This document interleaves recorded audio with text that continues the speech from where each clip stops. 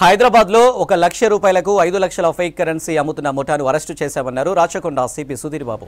Fake currency పైన chemical వేస్తే original currency లాగా మారుతుందని విదేశాలకు చెందిన వ్యక్తులు మోసం చేస్తున్నారన్నారు. బోడుపల్లికి చెందిన ఓ వ్యక్తి ఫిర్యాదు చేయడంతో నిందితులను అరెస్టు చేశామన్నారు. వారి నుంచి 25 లక్షల నకిలీ కరెన్సీని స్వాధీనం చేశామన్నారు. ప్రధాన నిందితుడైన డేవిడ్ పరారీలో ఉన్నాడని చెప్పారు సిపి సుధీర్ బాబు.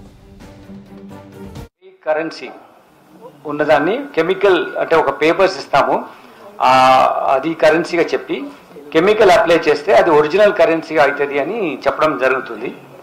అలా చెప్పిన తర్వాత వీళ్ళు మీరు కనుక దాన్ని యాక్సెప్ట్ చేస్తే 1:5 రేషియోలో మీకు మనీ పే చేస్తామని చెప్పారు. ఈ గ్రూప్లో ఉన్న ఇంటరాక్షన్లో మనకున్న కంప్లైంట్ అతను ఇంటరాక్ట్ అవుతూ అతనికి ఈ మనీ పే చేసి 1 లక్షకి 5 లక్షల రూపాయల చొప్పున తీసుకోవడంలో 25 lakh రూపీస్ కోసము ఆయన మనీ తీసుకొని వెళ్ళడం జరిగింది. It is the original currency only. దాని మీద ఒక బ్లాక్ కలర్ పెట్టి దాన్ని కెమికల్స్ కడిగినట్టు చేసేసి ఇట్లా ఏదైనా బ్లాక్ పేపర్ మీకు ఇస్తాము, ఈ బ్లాక్ పేపర్ను మేము ఇచ్చిన కెమికల్తో మీరు కడిగిస్తే అది ఒరిజినల్ కరెన్సీ అయితే చెప్తాడు. యాక్చువల్గా అతను పెట్టినప్పుడు ఫస్ట్ ఇచ్చిన దాంట్లో ఒరిజినల్ కరెన్సీ పెడతాడు, ఈయన ముందే క్లీన్ చేస్తాడు.